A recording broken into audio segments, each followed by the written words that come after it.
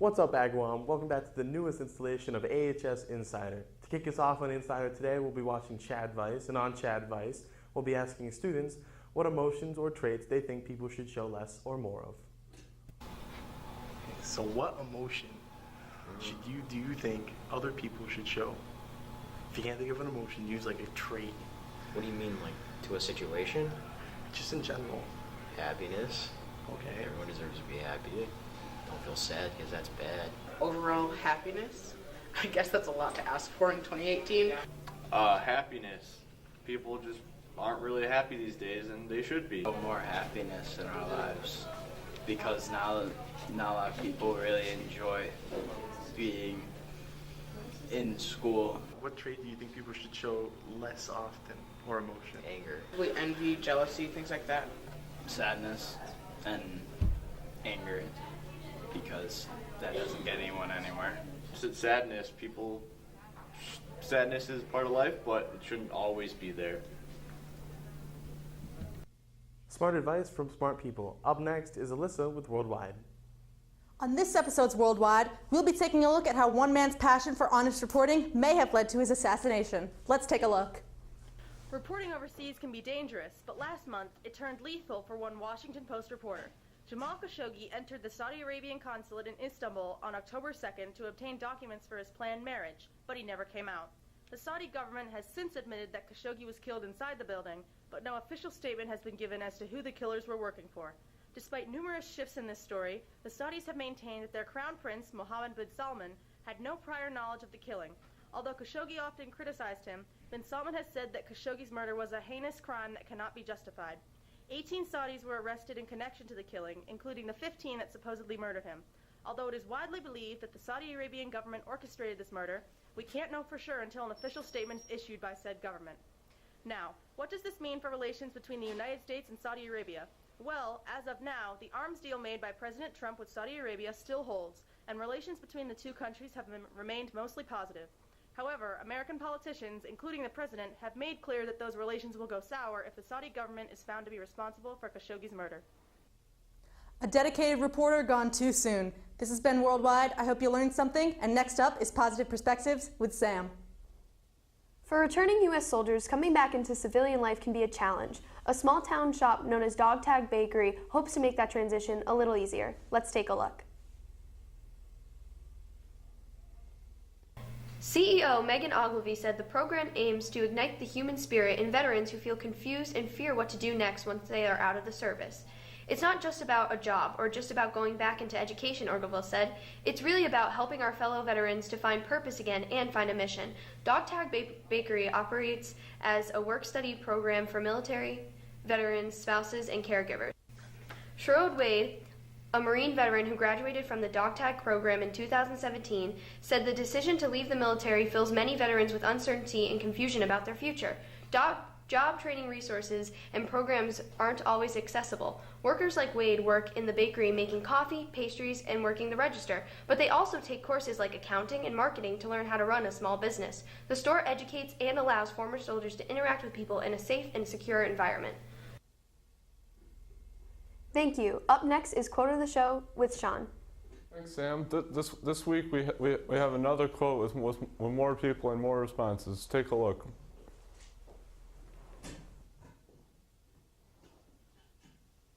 Stan Lee, comic book guy. Well, I like that because I think if we're going to achieve the greatest ability we have as humanity and as humans individually, we first have to start with tolerance to accept people that are unlike the rest of us. Forgiveness is a big part of our power as a human race. And I think Stan Lee probably had some good background in that with all of his comics and people with different powers and diversity.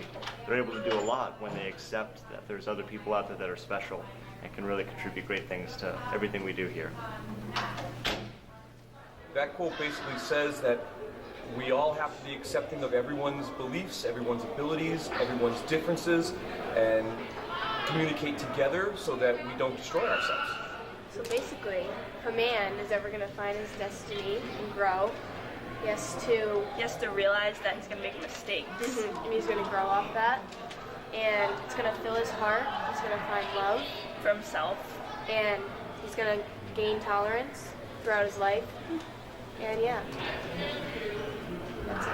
So this quote to me basically has a lot to do with, being tolerant of other people in general, of their opinions, whether you agree or disagree with them. If you want to get somewhere in life, sometimes you do have to deal with difficult people, and learning how to overcome those types of things, those challenges in life, it'll help you achieve all the goals that you want and just be, positive in your day-to-day, occurrences with people that you come into contact with. So just being a good person, understanding that everyone has different opinions and beliefs and morals and values, will help you just be a nice person to everybody.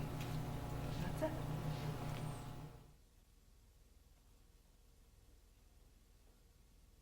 Thanks for watching. Up next is Mike with Shallow Inquisitions. Thanks, Sean, and welcome back to Shallow Inquisitions, the show that teaches you those little things about life you never actually realized were true. For example, have you ever realized that a car is a giant metal box powered by explosions that has to obey lines on the ground? And speaking of cars, Fred Flintstone's car is completely useless because it's powered by feet, so we'd just be better off walking anyway. Looking at history, nobody born in the past 200 years knows what George Washington's voice sounded like. Think about it. Staying with history, have you ever realized how we picture the early 1900s in black and white, but everything before and everything after that in color? Moving on to time, ever realize that 14 minutes and 16 minutes sound like very specific times, but 15 minutes sounds like an estimate? And finally, ever realize that alphabetical order is just completely arbitrary? Who's to say I don't want W to be the first letter? That's all I have for today. Now let's see what Ethan has for us with Techno Tims. Thank you, Mike. Today we're talking about the differences between the Samsung phones and the iPhones. Take a look.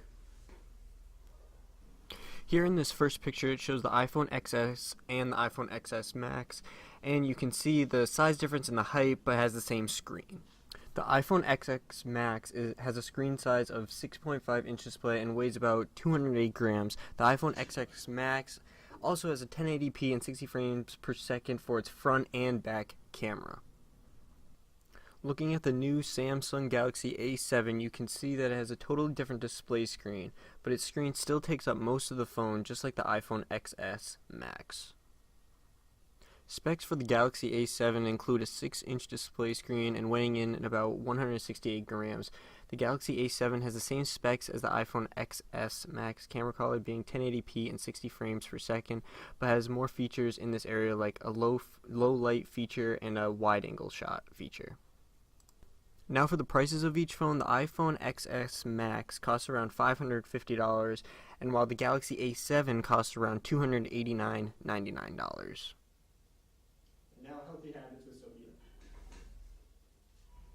Physical health is our most visible dimension, so let's see what it takes to maintain it.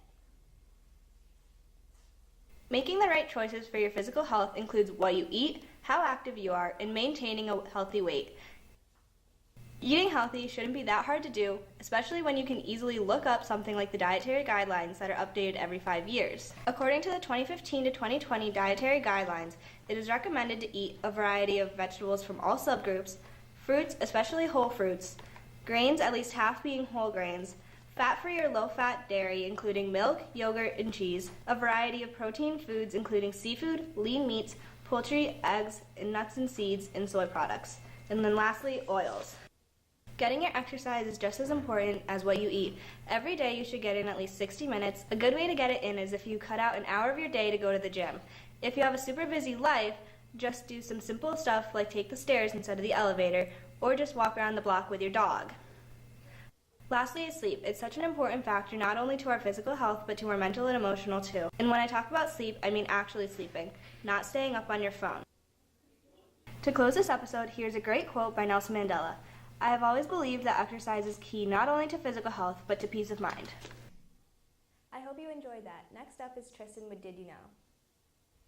Thank you, Sophia. Welcome back to Did You Know, where I spout off random facts about random things. Today we're looking beyond our own planet and heading to look at the different parts of our own solar system. Let's go. To start on a weird note, we would never actually be able to live on Mercury, even if we wanted to. The planet has no atmosphere and therefore nowhere to breathe. Next, Venus may not be the closest to the Sun, but it is the hottest planet in our solar system, reaching up to 723.15 Kelvin. Skipping over Earth, since we live here, we head over to Mars for its beautiful sunsets that also happen to be blue. That's right. Due to the mixture of gases in the atmosphere and the dust absorbing and scattering light, sunsets are actually blue on Mars. As we head past the asteroid belt, we reach Jupiter. While it is the largest planet in our system, it also has the most moons in the system, with a total of 79 moons orbiting it. After Jupiter, we get to Saturn, with its amazing rings. However, the planet itself is our interest here, and Saturn can actually theoretically float in water. The planet is not actually solid, but it is instead a combination of hydrogen, helium, methane, and ammonia.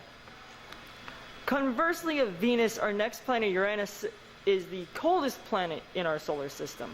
It can reach temperatures of as low as 57.15 Kelvin, and sometimes even lower. When we head to Neptune, we notice that it has two big storms, unlike Jupiter, which has only one.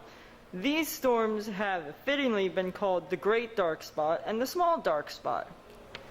Pluto, though, makes understanding time extremely hard within the solar system. 1 year on Pluto can last up to 248 years of Earth. We now go over to the center of our solar system, the Sun. You probably knew that it took up a lot of our solar system, but the exact amount is astounding. Our Sun actually takes up 99.86% of the solar system. With all this information, it should be mentioned that we know a lot more about space than you would think.